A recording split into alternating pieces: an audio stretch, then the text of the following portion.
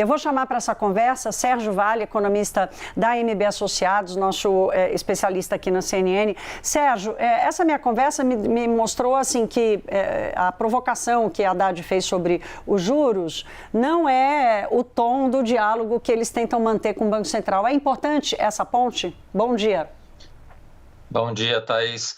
Olha, o diálogo sempre é importante, não tenha dúvida, né? A questão toda que a gente tem visto desde o ano passado em relação ao Ministério da Fazenda, ao Haddad, especificamente o Banco Central, é um certo desconforto que o ministro coloca em relação à taxa de juros, ao que a política monetária está indicando hoje. Mas aí, de fato, eu acho que precisa ter cada vez mais uma resposta efetiva por parte do Ministério da Fazenda em relação ao que vai fazer sobre a política fiscal. Os primeiros passos já apareceram semana passada, mas precisa ter uma contundência também em relação ao que vai ser os números fiscais esse ano, o que vai ser o arcabouço fiscal, e aí, a partir disso, o Banco Central vai trabalhar com a política monetária, com a taxa de juros no futuro. Esse ruído que se cria desnecessário com esse discurso que é feito em relação ao que o Haddad fica desconfortável em relação à política monetária é desnecessário, né? Eu acho que precisa mostrar esse trabalho em relação ao Ministério da Fazenda e quando perguntado sobre Banco Central, sobre política monetária, o Haddad deveria falar, olha, isso é trabalho do BC, a gente está fazendo a nossa parte, naturalmente, consequentemente, as coisas vão acontecer no futuro. Sérgio, vou pedir para você esperar um pouquinho, que eu vou trazer um outro tema para a gente tratar aqui, porque é o seguinte, a equipe econômica quer a aprovação da reforma este ano no Congresso Nacional, não é só um avanço do debate, não.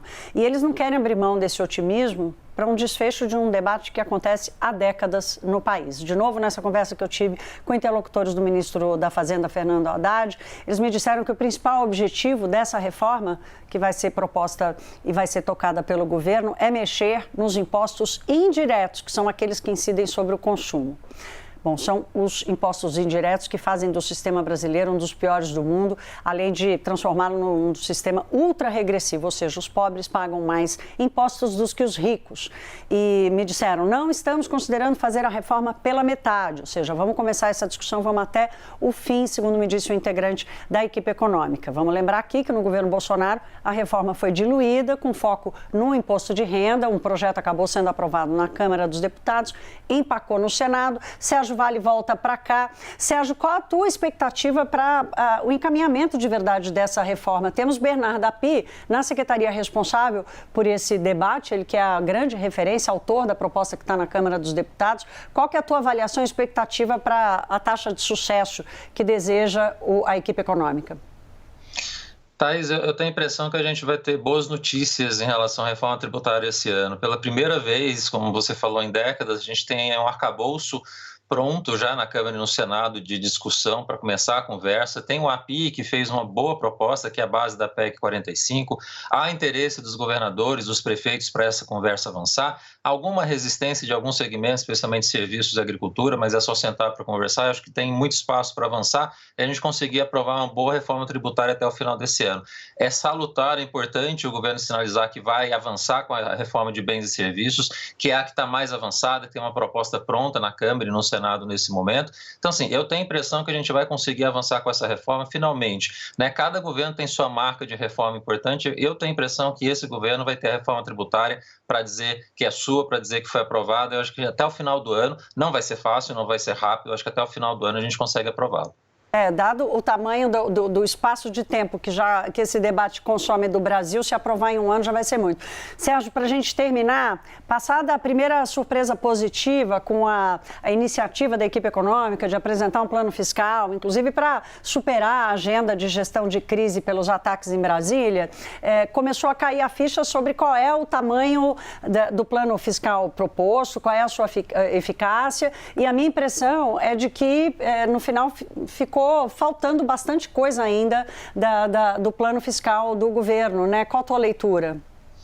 Acho que a expectativa de todo mundo é em relação ao arcabouço fiscal que vem pela frente, né? O que vai ser o regime fiscal. Mas acho que do discurso que foi feito semana passada, Thaís, por mais que os números sejam de fato excessivamente otimistas, né? A gente não vai atingir um resultado primário positivo esse ano, quase com certeza, mas o ministro assumir que a gente tem um déficit provável de ser atingido de em torno de 1% do PIB é importante, né? É a assunção de que, olha, a gente não vai conseguir entregar um superávit, o déficit vai ficar mais ou menos metade do que se estimava anteriormente pela lei ordinária para esse ano, e eu acho que essa percepção de realidade do que vai ser o desafio fiscal esse ano é importante. Agora, todas as fichas estão lançadas em relação ao que vai ser o próximo arcabouço fiscal, que é o que o mercado, de fato, está sob interesse agora.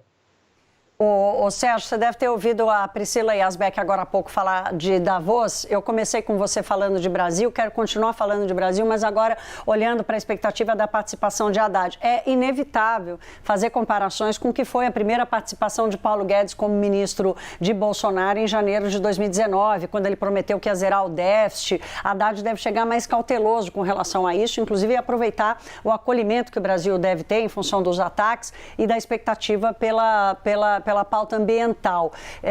Qual é a bandeira que você acha que o Brasil deve hastear em Davos? Eu acho que essa bandeira fiscal realista que o Haddad leva para lá é importante, né? O Guedes, de fato, chegou em 2019 excessivamente otimista, faltava um pouco de experiência em relação ao Brasil naquele momento. O Haddad tem experiência de prefeitura de São Paulo e sabe a dificuldade de conseguir entregar um resultado fiscal logo de cara, assim. Então, esse realismo fiscal dos números é importante, e essa questão ambiental acho que é a grande diferença, né, Thaís? Em relação a 2019, aí é uma mudança radical em relação ao que a gente tinha no passado. Então, assim, tem perspectivas muito positivas do ponto de vista da sinalização fiscal e da sinalização ambiental que o governo vai levar. Então, eu acho que é um bom começo que a gente vai ter por lá. E essa dobradinha de Marina Silva e Fernando Haddad leva um peso institucional a Davos?